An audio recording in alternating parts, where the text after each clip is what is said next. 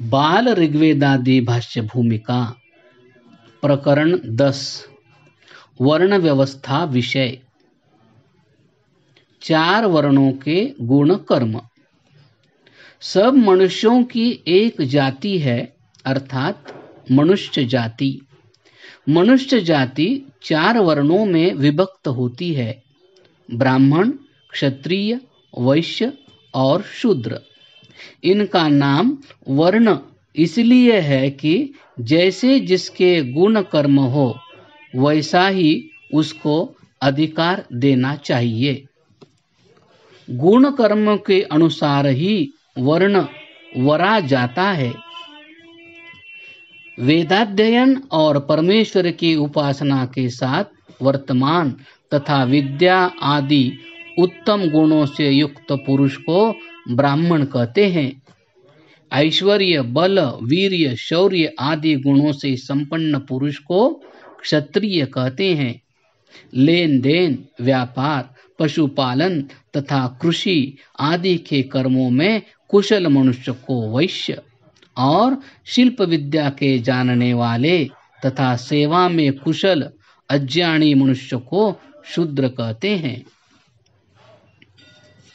मनुष्य जाति के 2 भेद। मनुष्य जाति के 2 भेद अन्य प्रकार से भी किए जाते हैं, आर्य और दस्यु।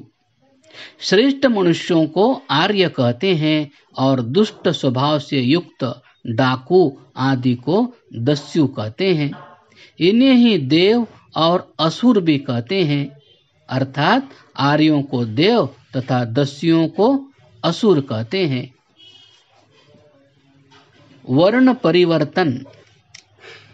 मनुस्मृति अध्याय 10 श्लोक 65 में लिखा है कि शूद्रो ब्राह्मणतामेति ब्राह्मणश्चेति शूद्रताम क्षत्रियात् जातमेवं तु विद्याद् वैश्यात् तथैव च। अर्थात शूद्र ब्राह्मण हो जाता है और ब्राह्मण शूद्र हो जाता है। अर्थात गुण कर्मों के अनुसार ब्राह्मण हो तो वह ब्राह्मण रहता और ब्राह्मण यदि क्षत्रिय, वैश्य और शूद्र के गुणों वाला हो जात तो वह क्षत्रिय, वैश्य और शूद्र हो जाता है।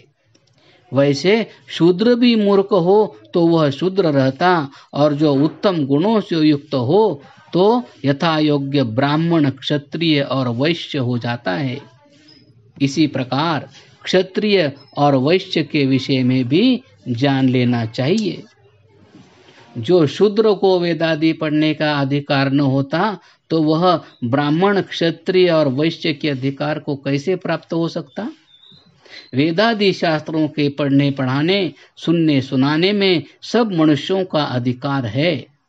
जो जो पदार्थ ईश्वर ने रचे हैं वे सब के उपकारार्थ है। मूर्ख का नाम शूद्र और अति मूर्ख का नाम अति शूद्र है। इनमें विद्या ग्रहण की बुद्धि ही नहीं होती। स्त्रियों को भी वेदादि शास्त्रों के पढ़ने सुनने का समान अधिकार है। यजुर्वेद अध्याय 26 मंत्र 2 में लिखा है कि यथेमाम वाचे वाचम कल्याणमावदाने जनेभ्यः ब्रह्मराजन्नाभ्याम शूद्राय चार्याय न स्वाय चारणाय च।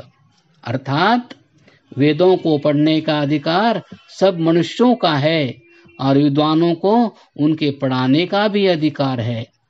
ईश्वर आज्ञा देता है कि हे मनुष्य लोगों, जिस प्रकार मैं परमेश्वर तुमको 4 वेदों का उपदेश देता हूँ उसी प्रकार तुम भी उनको पढ़कर सब मनुष्यों को पढ़ाया और सुनाया करो, क्योंकि यह वेद रूपी वाणी सबका कल्याण करने वाली है।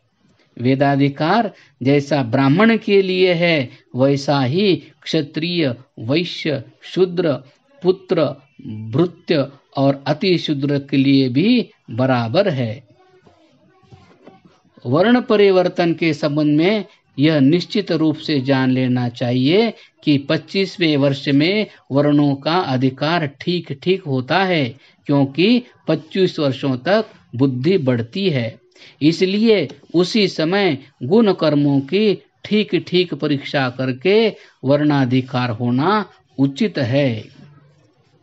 आपस्तंभ धर्म सूत्र में लिखा है कि धर्माचरण से नीचे के वर्ण पूर्व वर्ण के अधिकार को प्राप्त होते हैं और अधर्माचरण करके पूर्व वर्ण के नीचे के वर्णों के अधिकारों को प्राप्त होते हैं। प्रकरण 10 समाप्त।